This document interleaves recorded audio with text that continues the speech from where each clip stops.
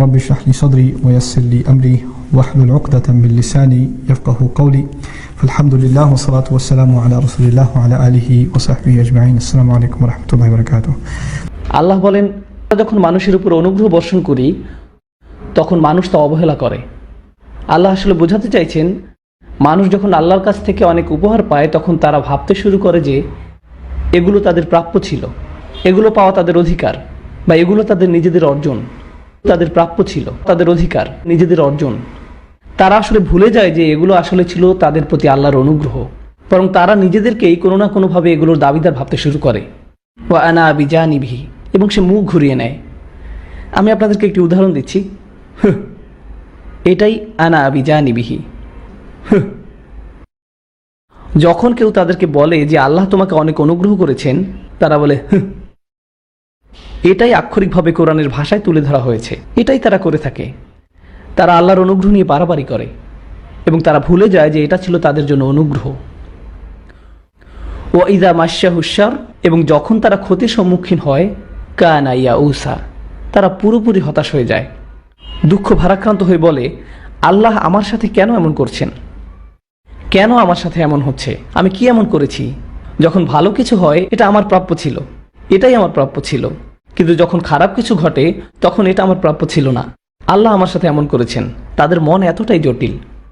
ছোট একটা side note, এই আয়াতের একটি গুরুত্বপূর্ণ দিক হলো আদবের শিক্ষা। কিভাবে আমরা আল্লাহকে নিয়ে চিন্তা করব, কিভাবে আমরা তাকে নিয়ে কথা বলবো। এবং আপনারা সবাই জানেন, একজন মানুষ কিভাবে কথা বলে তা আসলে প্রকাশ করে যে সে কিভাবে চিন্তা করে। যখন অনুগ্রহের কথা বলা হলো তখন আল্লাহ বলেন ওয়া ইযা আনআমনা, অতীতকালকে বোঝাচ্ছে। আনআমনা এখানে কে কাজটি করেছে? এটা হলো দামির মুস্তাদির তাকদিরুহু নাহনু, আসলে এটা আল্লাহকে বোঝাচ্ছে। কিন্তু যখন বলা হলো ওয়া ইযা মাশাহুশার, যখন অনুগ্রহের কথা বলা হলো তখন কে অনুগ্রহ করেছেন? আল্লাহ। কিন্তু যখন ক্ষতির কথা বলা হলো, আল্লাহ বললেন মাচ্ছা হুয়া মাচ্ছা, আর ক্রিয়াটি হলো আশাররু, যখন তাকে ক্ষতি আঘাত করলো। অন্যভাবে বলতে গেলে আল্লাহ নিজেকে ক্ষতি শব্দটি থেকে দূরে রাখলেন। তাই আল্লাহ বলেননি যখন আমরা তাকে ক্ষতি দিয়ে আঘাত করলাম, অথবা যখন আমরা তার ক্ষতি করলাম, কিন্তু তিনি তা করেননি। তিনি নিজেকে এর সাথে উল্লেখ করেননি। এটা আসলে আমাদেরকে আমাদের ধর্মের খুব গভীর একটা উপলব্ধি শিক্ষা দিচ্ছে। কারণ সবকিছুর শেষে আমাদের বিশ্বাস একটাই, সবকিছুই আল্লাহর পক্ষ থেকে। যখন কারো অসুখ হয় তাও আল্লাহর পক্ষ থেকে, আবার যখন কেউ ভালো হয়ে যায় সেটাও আল্লাহর পক্ষ থেকেই। এটাই আমাদের বিশ্বাস। কিন্তু তার মানে এই নয় যে আমরা আল্লাহকে নিয়ে এভাবে কথা বলবো। যদিও এটাই বাস্তবতা, কিন্তু আমাদের অবশ্যই কিছু সম্মানের সাথে কথা বলতে হবে। কিন্তু কেন? এটা যদি সত্য হয় তাহলে সমস্যা কি? কেন একে সম্মানের সাথে বলতে হবে? এটাও একটা গুরুত্বপূর্ণ শিক্ষা। আল্লাহ আমাদেরকে শিক্ষা দিচ্ছেন এমনভাবে যেন সকল মানুষ তা বুঝতে পারে। একজন পরিপক্ক ইমানদার এটা জানে যে যখন ভালো কিছু ঘটে তখন তো তা ভালোই, কিন্তু যখন খারাপ কিছু ঘটে তখনও তা ভালোর জন্যই হয়। আর এই সব কিছুই পরীক্ষার অংশ। এটাই হলো ইমানের পরিপক্কতা। কিন্তু যারা এখনো তাদের ইমানের ব্যাপারে পুরোপুরি পরিপক্ক হয়নি, তাদেরকে যদি বলেন যে যখন খারাপ কিছু হয় তা আল্লাহর পক্ষ থেকেই হয়, তখন তারা এই ব্যাপারে কিভাবে চিন্তা করে?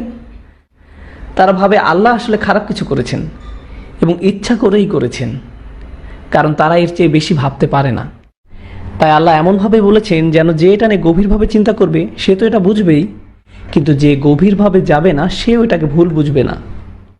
যখন তাকে ক্ষতি স্পর্শ করলো, আল্লাহ বলেননি যখন আল্লাহ তার ক্ষতি করলো। আল্লাহ এভাবে বলেননি, কারণ যার চিন্তার গভীরতা কম সে এটা শুনেই ভুল বুঝতো। আল্লাহ আসলে ভুলটি শুধরে দিচ্ছেন এভাবে, যখন তাকে ক্ষতি স্পর্শ করলো সে সম্পূর্ণরূপে হতাশ হয়ে গেল। ইয়াইস আসলে মুবালাগা, এর অর্থ হলো বিষণ্ণ হওয়া, অত্যাধিক বিষণ্ণ হওয়া। এমন কিছু লোক আছে যারা সাফল্য পেয়ে অভ্যস্ত, তারা 100 পেয়ে অভ্যস্ত, তারা রেসে জিতে অভ্যস্ত, খেলাধুলাতে ভালো, সব কিছুতেই তারা প্রথম হয়, তারা সবসময় তাদেরকে যা বলা হয় তা করে, ইত্যাদি ইত্যাদি। এরপর কোনো একবার তারা হয়তো সফলতা পেল না, তখন তাদের সাথে কি হয়? এই ধরনের লোকদের জন্য ব্যর্থতা বা ক্ষতি মেনে নেওয়া খুবই কষ্টকর। যারা সবসময় চাপের মধ্যে থাকে, যেমন ধরুন পরিবারের চতুর্থ বা পঞ্চম সন্তান, তাদের কাছে এটা কোনো ব্যাপারই না। অথবা ধরুন পরিবারের সবচেয়ে ছোট সন্তানের কথা, আমার সবচেয়ে ছোট সন্তানকে নিয়ে আমি চিন্তায় থাকি, কারণ সে সব কিছুতেই পার পেয়ে যায়। কারণ যতক্ষণে ছোট সন্তানটির সময় আসে ততক্ষণে পিতামাতার পুলিশি কর্মকাণ্ড বন্ধ হয়ে যায়। আমি প্রায় আমার বাবা মাকে আমার ছোট বোনের কথা বলি, তারা আমাদের উপর খুবই কঠোর ছিলেন, কিন্তু আমার ছোট বোনটির কোনো কিছুই যেন তাদের চোখে পড়ে না। মা, কি হলো, আমাদের সাথে তো এমন করা হতো না, তাহলে ওর জন্য কেন এমন? আরে থাক না, ও তো ছোট মানুষ, বাদ দাও, ও খুবই ছোট। আরে ও মোটেই ছোট না। You know, তো লোকদের সাথে কি হয়, তারা বকে যায়। অনুগ্রহ মানুষকে বকে দিতে পারে, তাই অল্প কিছু না পেলেই তারা অনেক হতাশ হয়ে যায়, পুরোপুরি হতাশ হয়ে যায়। আল্লাহ আমাদেরকে শিক্ষা দিচ্ছেন অনুগ্রহ আর খারাপ সময় নিয়ে। দুনিয়াতে আমাদের সবাইকে সীমিত পরিমাণ নিয়ামত দেয়া হয়েছে, একই সাথে সীমিত খারাপ সময়ও বরাদ্দ করা হয়েছে। আবার আল্লাহ আমাদেরকে রিজিকও নির্ধারণ করে রেখেছেন, যেমন আমাদের টাকা পয়সা, আমাদের বন্ধু বান্ধব, আমাদের পরিবার, সন্তান সন্ততি সহ আমাদের জীবনের ভালো যা কিছু আছে তার সবই আমাদের রিজিকের অন্তর্ভুক্ত। দুনিয়াতে আমাদের সবাইকে সীমিত পরিমাণ নিয়ামত দেয়া হয়েছে, আমাদের জীবনের ভালো যা কিছু আছে তার সবই আমাদের রিজিকের অন্তর্ভুক্ত। এবং আমাদের জীবনে এসব জিনিসের পরিমাণ অসীম নয়, অসীম পরিমাণ শুধু আপনি জান্নাতেই পাবেন। এই পৃথিবীতে সবকিছুই সীমিত, আর এই সবকিছুই আপনার জন্য বরাদ্দ করা আছে। এছাড়াও এই জীবনে আপনাকে সীমিত সংখ্যক পরীক্ষারও সম্মুখীন হতে হবে। আপনার জন্য যা বরাদ্দ হয়েছে তার চেয়ে আল্লাহ কোনো কিছু আপনাকে কম বা বেশি দিবেন না। এই জীবনে আপনার ভাগ্যে কি আছে তা ইতিমধ্যে নির্ধারিত হয়ে আছে। তাই আপনি যদি এটা নিয়ে চিন্তা করেন তাহলে বুঝবেন যে আপনার পরীক্ষা এবং আপনার সুযোগ কোনোভাবেই আমার পরীক্ষা আর আমার সুযোগের মতো নয়, তারা এক নয়, কোনোভাবেই নয়। কখনো কখনো আল্লাহ আপনার সামনে সুযোগ এনে দেন, কিন্তু আপনি নিজে সেই সুযোগ কাজে লাগাতে ব্যর্থ হন। তিনি আপনার সামনে তা মেলে ধরেন, আর আপনি এর থেকে অনেক সওয়াব নিতে পারতেন, কিন্তু আপনি সিদ্ধান্ত নিলেন তা না করার, এবং আপনি তার জন্য ভুগতে থাকলেন, আর এর জন্য আপনি আল্লাহকে দোষ দিতে থাকলেন। তো এখন কি বোঝা যাচ্ছে? প্রত্যেকেই আলাদা আলাদা ভাগ্যের মালিক, সবার জীবনের পথ আলাদা। তাহলে প্রশ্ন হতে পারে, কেন সবার পথ এক নয়? সবাইকে একই পরীক্ষা দিলেই তো বরং সামঞ্জস্য বেশি হতো। ঠিক পরের আয়াতটিতেই এই প্রশ্নের উত্তর দেয়া আছে। তিনি বলেন, কুলকুল্লু ইয়ামালু আলা শাকিলাতিহি। এর অর্থ হলো তাদেরকে বলুন প্রত্যেকের উচিত চেষ্টা করা। যখন মুদারে সিফার মতো কাজ করে, এর দ্বারা চেষ্টা করা বোঝায়। প্রত্যেকেরই তাদের শাকিলা অনুযায়ী চেষ্টা করা উচিত। শাকিলা মানে কি? আরবিতে শাকিলা বলতে কোনো কিছুর গঠন বা প্রকৃতি বোঝায়। এই ক্ষেত্রে আপনি আকার বা সামর্থ্য ভাবতে পারেন। সাইকোলজির ভাষায় আপনি একে অবচেতন মন বলতে পারেন, যা আপনার ভিতরে দিয়ে দেয়া হয়েছে। কেউ খুবই রসিক, আবার কেউ খুব সিরিয়াস, যা আপনার ভিতরে দিয়ে দেয়া হয়েছে। কেউ বিজ্ঞান পছন্দ করে, কেউ সাহিত্য, কেউ শিল্পমনা, আবার কেউ জানেই না সে কি চায়, কিন্তু তারা মজা করতে জানে। সাইকোলজির ভাষায় আপনি একে অবচেতন মন বলতে পারেন, যা আপনার ভিতরে দিয়ে দেয়া হয়েছে। এক একজনের ব্যক্তিত্ব এক এক রকমের, বা বলতে পারেন মানুষের শাকিলাত বিভিন্ন রকমের। আল্লাহ আসলে বলছেন যে প্রত্যেকের উচিত প্রথমে এটা বোঝা যে আল্লাহ তার ভিতরে কি দিয়েছেন, এবং তারপর সেই অনুযায়ী কাজ করা। শাকিলা শব্দটির শেষে তামাল বুতাটি খেয়াল করেছেন? এটা আসলে শব্দটিকে প্রত্যেকের জন্য আলাদাভাবে প্রযোজ্য এমন বোঝাচ্ছে। কোনো দুইজনের শাকিলা এক নয়। আল্লাহ বিভিন্ন জনকে বিভিন্ন রকমের ব্যক্তিত্ব দান করেছেন, তাই প্রত্যেকেরই উচিত তাদের নিজেদের ব্যক্তিত্বকে যথাসম্ভব বোঝা, এবং সেই অনুযায়ী তাদের সামনে যে সুযোগ আছে তা কাজে লাগানো, এবং তাদের নিজেদের মধ্যে যে সীমাবদ্ধতা আছে সেটাকে অতিক্রম করা। এটা ব্যক্তিগত পর্যায়ে অবশ্যই গুরুত্বপূর্ণ, কিন্তু এর গুরুত্ব এতই বেশি যে আল্লাহ কোরআনের অপর এক জায়গায় একে জাতীয় প্রেক্ষাপটেও ব্যবহার করতে বলেছেন। এটা ব্যক্তিগত পর্যায়ে অবশ্যই গুরুত্বপূর্ণ। আপনারা জানেন কোরআনে জাতির নাম হিসাবে এসেছে ওয়াজআল্লাকুম শুউবা ওয়া ক্বাবাইলা লিতাআরুফু। শৌবান এসেছে শাআব বা শুআব থেকে, এবং প্রাচীন আরবিতে এর অর্থ হলো ফাটল, যেমন দেয়ালে দেখা যায়। কোন একটি ত্রুটি হলো একটি শাআব। এটা যেন বোঝাচ্ছে যে প্রতিটি জাতির মধ্যে অনেক ভালো গুণের পাশাপাশি কিছু খারাপ দিকেরও অধিকারী, এবং এই জাতিগুলোর এক জাতিকে আরেক জাতির সাথে মিশতে হবে যেন তারা একে অপরের ভালো দিকগুলো শিখতে পারে। কারণ যা এক জাতির জন্য দুর্বলতা তা আরেক জাতির জন্য শক্তি, আবার আরেক জাতির জন্য যা শক্তি তা আরেক জাতির জন্য দুর্বলতা। যেমন আমাদের সংস্কৃতিতে কিছু জিনিস আছে মন্দ, তাই আমাদের উচিত অন্য জাতির কাছ থেকে তা শুধরে নেওয়া। যেমন আমাদের খাদ্যাভ্যাস খুবই খারাপ, তাই আমাদের শেখা উচিত অন্য জাতির কাছ থেকে যাদের খাদ্যাভ্যাস আরও স্বাস্থ্যকর, যাদের 70 বছরের বয়স্করা হেঁটে বেড়ায় আর আমাদের 40 বছরের বয়স্করা লাঠিতে ভর দিয়ে চলে। তো হতেই পারে আমাদের মধ্যে কিছু কমতি আছে যা আমাদের অন্যদের কাছ থেকে শিখতে হবে। এটাই জাতীয় পর্যায়ে। একইভাবে ব্যক্তিগত পর্যায়েও কেউ যদি তার নিজের সীমাবদ্ধতা বুঝতে পারে, তাহলে তারা এমন মানুষের সাথে মিশতে পারে বা বন্ধুত্ব করতে পারে যারা তাদের এই দুর্বলতাকে ঠেকে রাখবে। তারা তার সীমাবদ্ধতা বুঝতে পারবে এবং সে অনুযায়ী তাদেরকে রক্ষা করতে পারবে। যদি আপনি আপনার নিজের চারপাশে শুধু এমন লোকদের নিয়ে রাখেন যারা আপনার মতো একই বিষয়ে দুর্বল, যেমন আপনার যদি মজা করার উপরে কোনো নিয়ন্ত্রণ না থাকে, এবং আপনি এমন বন্ধু জোগাড় করলেন যাদেরও আপনার মতো নিজেদের উপরে কোনো নিয়ন্ত্রণ নেই, তাহলে আপনাদের দ্বারা ভালো কিছু হবে না। ভালো কিছু হবে এমনটা আশা করা যায় না।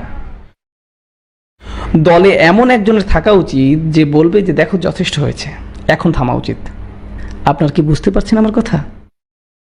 আর এমন যদি হয় যে আপনি খুব সিরিয়াস আর আপনার বন্ধুরাও খুবই সিরিয়াস, তাহলে জীবন খুবই হতাশাজনক মনে হবে। আপনার কি বুঝতে পারছেন আমার কথা? এমন কারো থাকা উচিত যে মাঝে মাঝে মজা করবে। কুল কুল্লু ইয়ামালু আলা শাকিলাতিহি। আসুন এখন দেখি আল্লাহ আপনার কাছে কি আশা করেন।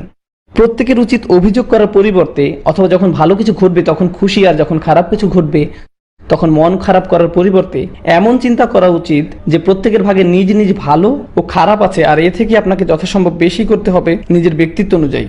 ফারাব্বুকুম আলামু বিমান হুয়া আহদা সাবিলান। আপনার প্রভু অবশ্যই জানেন কাকে বেশি পথের হদিস দেওয়া হয়েছে।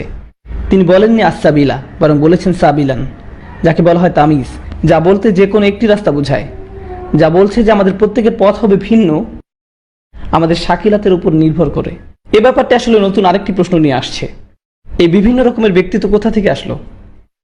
কেন আমাদের স্বভাব বিভিন্ন রকমের? যেমন সাইকোলজিতে যমজ বাচ্চাদের নিয়ে গবেষণা করা হয়, একজনের পছন্দের রং নীল, আরেকজনের বেগুনি। গবেষকরা কোনোভাবেই বুঝতে পারেন না জিনগতভাবে সব একই হওয়া সত্ত্বেও কেন তাদের স্বভাব আলাদা। কেউ কেউ বলেন ব্যক্তিত্ব হলো জিন এবং পরিবেশের মিলিত প্রভাব, পরিবেশ ও প্রতিপালন। কিন্তু তারা এটা ব্যাখ্যা করতে পারেন না যে তাদের প্রকৃতি জিনগতভাবে এবং তারা একই পরিবেশে বড় হয়েছে, মানে পরিবেশ ও প্রতিপালন একই, কিন্তু তারপরে দেখা যায় একজন সাইকেল পছন্দ করে তো আরেকজন নৌকা, একজন খেলাধুলা পছন্দ করে তো আরেকজন শুধুই দাবা। এটা ব্যাখ্যা করা যায়নি যে কিভাবে যমজ বাচ্চাদের মধ্যে এটা হয়, অথচ আল্লাহ এই প্রশ্নের উত্তর দিয়ে দিয়েছেন।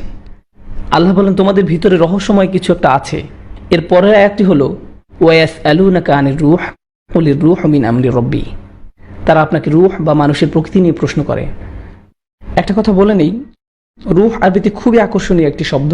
এর সম্পর্ক হলো রাওহ এর সাথে, যেমন ফারাউহু ওয়া রায়হান, আনন্দ, প্রশান্তি, সন্তুষ্টি। আমাদের মধ্যে এমন কিছু একটা আছে যা আমাদের প্রশান্তি বা আনন্দ দান করে, আর আমাদের প্রত্যেকের জন্যই তা ভিন্ন, আর আমরা এর ব্যাপারে খুব সামান্য জানি। আল্লাহ বলেন তারা আপনাকে রূহ নিয়ে প্রশ্ন করে, তাদের বলুন রূহ হলো আমাদের প্রভুর নির্দেশ মাত্র, মিন আমরি রব্বি। শাহ ওয়ালিউল্লাহ দেহলভী রহমতুল্লাহ আলাইহি যুক্তি দিয়েছেন যে আল্লাহর কর্মকাণ্ড আসলে দুটি ক্ষেত্রে প্রসারিত, আলামুল খালক এবং আলামুল আমর। আলামুল খালক হলো সৃষ্টি জগৎ, আর অপরটি হলো নির্দেশনার জগৎ। তিনি আসলে বোঝাতে চেয়েছেন যে আল্লাহ এই বিশ্ব সৃষ্টি করেছেন যা কিছু নিয়ম দ্বারা পরিচালিত হয়, যেমন এটা সময় দ্বারা পরিচালিত হয়। যেমন একটা বীজ বপন করলে তার সাথে সাথে বৃক্ষে পরিণত হয় না, এর একটা পদ্ধতি আছে। একটা শিশু রাতারাতি পূর্ণবয়স্ক হয়ে যায় না, এটা একটা সময় সাপেক্ষ প্রক্রিয়া। আর এটাই হলো সৃষ্টি জগৎ, এর একটা পদ্ধতি আছে। আল্লাহ এর সবকিছু এমনভাবে তৈরি করেছেন যেন সবকিছু একটা প্রক্রিয়ার অধীন। কিন্তু আলামুল আমর বা নির্দেশনার জগৎ নামেও একটা জগৎ আছে, যেখানে আল্লাহ কোনো একটি নির্দেশ দেন আর তার সাথে সাথে পরিপূর্ণভাবে আবির্ভূত হয়। যেমন ফেরেশতারা হলো আলামুল আমরের অন্তর্গত, তেমনি রূহ হলো আলামুল আমলের অন্তর্গত, কোরআন হলো আলামুল আমরের অন্তর্গত। মানে এমন একটা অদৃশ্য জগৎ আছে যেখানে কোনো কিছু সময় দ্বারা সীমাবদ্ধ নয়, দূরত্ব দ্বারা সীমাবদ্ধ নয়, যেমনটা আমরা এই জগতে দেখে থাকি। তারা এমন কোনো প্রক্রিয়ার অধীনে নয় যেমনটা আমরা চিন্তা করি। আলামুল আমরের নিজস্ব সক্রিয়তা আছে যা আল্লাহ নির্দেশের সমষ্টি। তাই যখন আমরের কথা বলা হয়, ইন্নামা আমরুহু ইযা আরাদা শাইআন আন ইয়াকুলা লাহু কুন ফায়াকুন, কুন ফায়াকুন, যখন তিনি নির্দেশ দেন সাথে সাথেই তা আবির্ভূত হয় তাৎক্ষণিকভাবে। এটাই আল্লাহর আমরের জগৎ। আর এই দুইটি জগৎকে মনে হয় যেন আলাদা। মানুষ হিসাবে আমাদের দৈহিক বৃদ্ধি হলো আলামুল খালক, আর আমাদের আত্মিক পূর্ণতা হলো আলামুল আমর থেকে, নবী সাল্লাল্লাহু আলাইহি ওয়াসাল্লাম মানুষকে শিক্ষা দিতেন, এই শিক্ষা কোথা থেকে আসতো?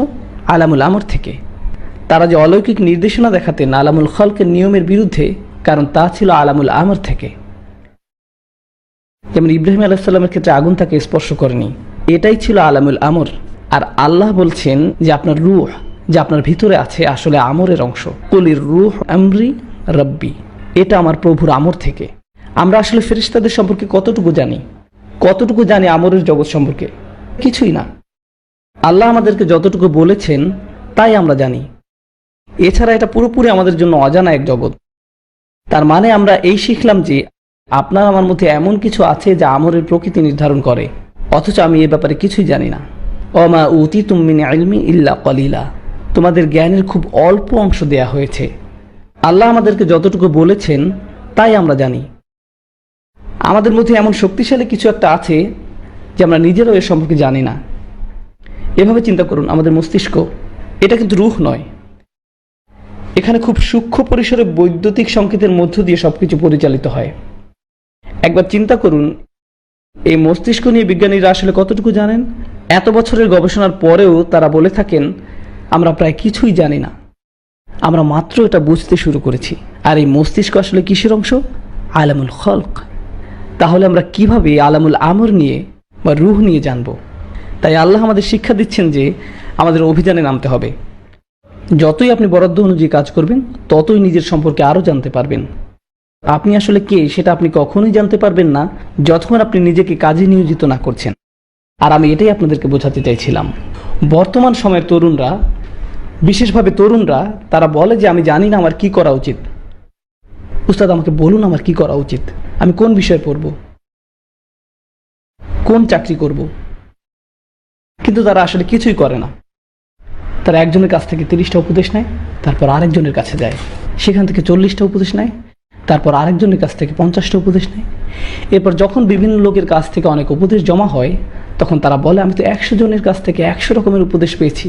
অবশ্যই, কারণ আপনি 100 জনের কাছে জিজ্ঞেস করেছেন আর 100 রকমের উত্তর পেয়েছেন, কারণ প্রত্যেক মানুষের মতামত ভিন্ন, তাই তারা ভিন্ন ভিন্ন উপদেশ দিবে। যতক্ষণ না আপনি নিজেকে কাজে নিয়োজিত করবেন ততক্ষণ আপনি জানতে পারবেন না আপনি আসলে কি। আপনি আপনার শক্তি এবং দুর্বলতা কোনোটাই ধরতে পারবেন না। কোনো কাজ করার আগে ভয় পাওয়া বন্ধ করুন। উদ্যোগ নিতে ভয় পাবেন না, চেষ্টা করতে বা ব্যর্থ হওয়ার ভয় পাবেন না। ব্যর্থতা আসলে আপনার জন্য ভালো। এটা দেখিয়ে দেয় যে কোথায় ফাটল আছে, আপনাকে কোথায় উন্নতি করতে হবে তা দেখিয়ে দেয়। আবার আপনি কিসে ভালো সেটাও দেখিয়ে দেয়। হয়তো আপনাকে এতে আরও ভালো হতে হবে, কিন্তু এসব কখনোই হবে না যদি আপনি চেষ্টাই না করেন।